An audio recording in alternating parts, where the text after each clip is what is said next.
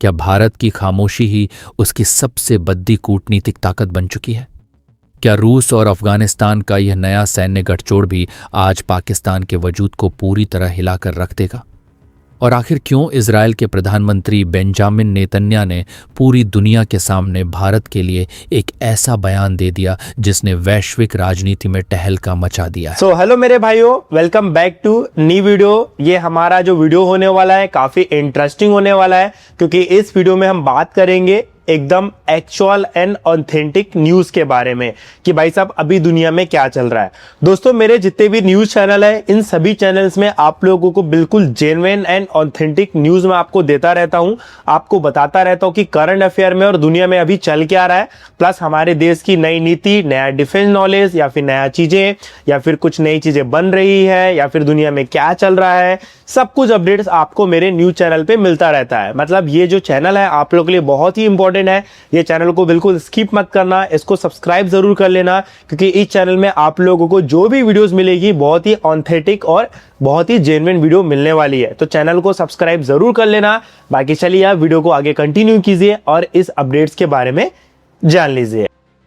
आज इन सभी बड्डी और अनदेखी खबरों की तह तक जाएंगे जो आपको मुख्यधारा के मीडिया चैनलों पर ढूंढने से भी नहीं मिलेंगी।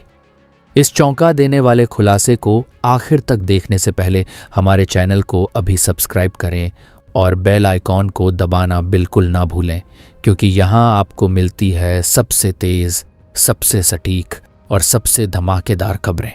दोस्तों, आप यह वीडियो भारत के किस राज्य या दुनिया के किस देश से देख रहे हैं? नीचे कमेंट करके ज़रूर बताइए। आपकी एक कमेंट हमारी मेहनत को और ज़्यादा ताकत देती है। दुनिया के नक्शे पर इस समय जो खेल चल रहा है उसमें पर्दे के पीछे बहुत कुछ ऐसा घट रहा है जो आने वाले समय में भारत और उसके परडेड होशियों की किस्मत तय करने वाला है। सबसे पहले बात करते हैं भारत और इजराइल के रिश्तों के उस अनूठे पहलू की जो पूरी दुनिया को हैरान करता है। आपने अक्सर देखा होगा कि जब भी कोई बड़ा अंतर्राष्ट्रीय विवाद होता है तो दुनिया भर के देश भावुक बयान देने लगते हैं, लेकिन भारत के नीति निर्माताओं और राजनयिकों की सबसे खास बात यह है कि वे इजराइल के ऊपर कभी भी बहुत ज्यादा और आक्रामक टिप्पणियां नहीं करते। भारत हमेशा एक संतुलित और नपी-तुली भाषा का इस्तेमाल करता है और किसी भी तरह के जज्बाती बयानों से खुद को दूर रखता है। लेकिन इसके उलट इजराइल की तरफ से जो प्रतिक्रिया आती है वह देखने लायक होती है। खुद इजराइल के प्रधानमंत्री बेंजामिन नेतन्याहू से लेकर वहां के विदेश मंत्री भारत में उनके राजदूत और वाणिज्य दूत तक भारत के साथ अपनी दोस्ती की तारीफ करते नहीं थकते। इजराइल के लोग भारतीय जनता से मिलने वाले समर्थन के लिए हमेशा दिल से आभार व्यक्त करते हैं। हाल ही में पश्चिमी तट पर आयोजित एक कार्यक्रम में बेंजामिन नेतन्याहू ने भारत को लेकर एक बहुत ही बड़ा बयान दिया जो इस समय पूरी दुनिया में चर्चा का विषय बना हुआ है। उन्होंने कहा कि आज जब गाजा संघर्ष को लेकर दुनिया के एक बड़े हिस्से में इजराइल की आलोचना हो रही है और उसे अंतर्राष्ट्रीय मंच पर अलग थलग करने की कोशिश की जा रही है, तब भारत का नजरिया बिल्कुल अलग है।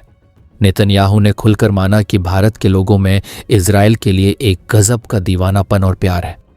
उन्होंने यहां तक कह दिया कि दुनिया में किसी भी अन्य देश के मुकाबले उनके सबसे ज्यादा सोशल मीडिया फॉलोअर्स भारत से ही हैं। उनका मानना है कि चाहे पूरी दुनिया इजराइल के खिलाफ खड़ी टेढ़ी हो जाए, लेकिन भारत का जनसमर्थन और दोस्ती उनके साथ हमेशा बनी रहेगी। इसी कार्यक्रम में उन्होंने यह भी दावा किया कि इजराइल ने गाजा के 60% हिस्से पर अपना नियंत्रण मजबूत कर लिया है और सेना को इसे 70% तक बढ़ाने के निर्देश दे दिए गए हैं। इस बीच इजराइल और संयुक्त राष्ट्र के बीच चल रहा तनाव अब अपने चरम पर पहुंच चुका है।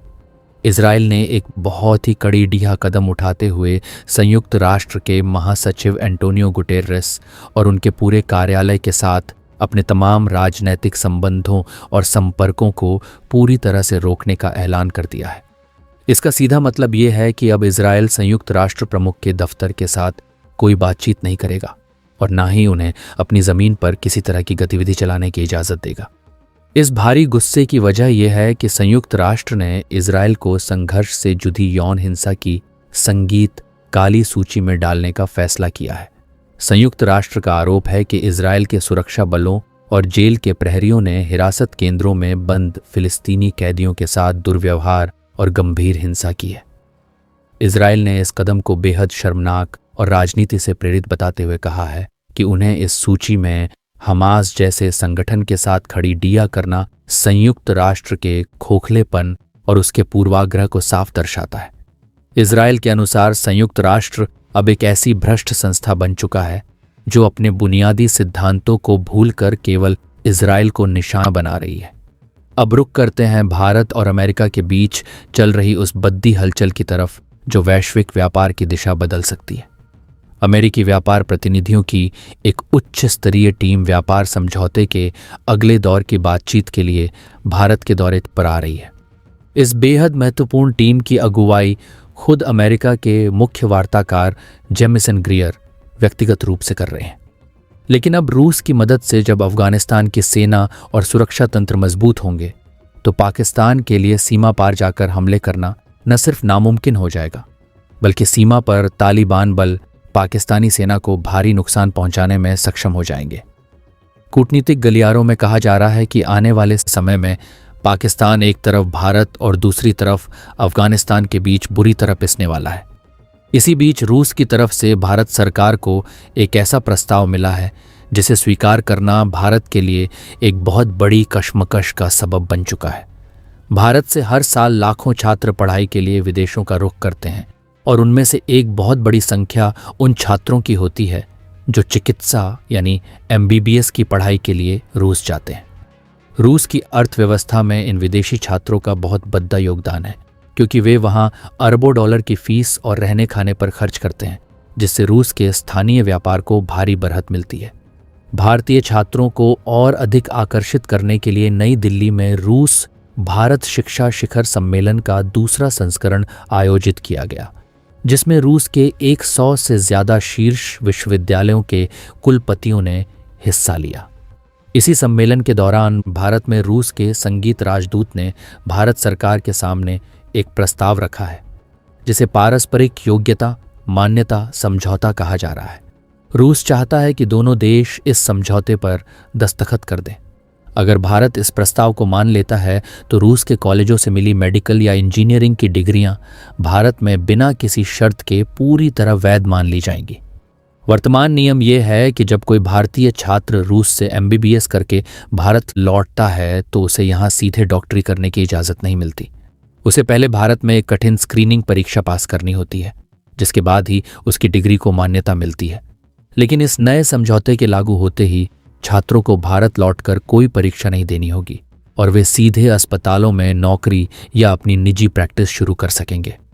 रूस जानता है कि अभी इतनी पाबंदियों के बाद भी भारत के हजारों छात्र वहां जा रहे हैं और अगर यह परीक्षा का नियम हट गया तो भारत से लाखों छात्रों का सैलाब रूस की तरफ उमद्दित पर पड़ेगा, जिससे उनकी अर्थव्यवस्था को जबरदस्त फायदा होगा।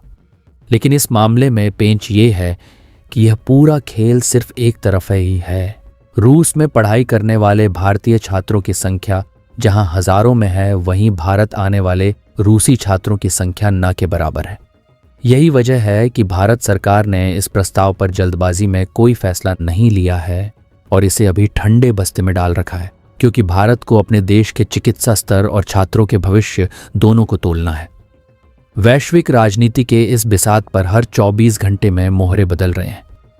कहीं पुराने दोस्त नए समझौते कर रहे हैं तो कहीं अंतर्राष्ट्रीय संस्थाएं आपसी विवादों में उलझी हुई हैं। इन बदलती परिस्थितियों के बीच भारत पूरी मजबूती और समझदारी के साथ अपनी विदेश नीति को आगे बढ़ा रहा है ताकि देश के हितों की रक्षा की जा सके। पूरी दुनिया की इस उथल पुथल पर आपकी क्या राय है?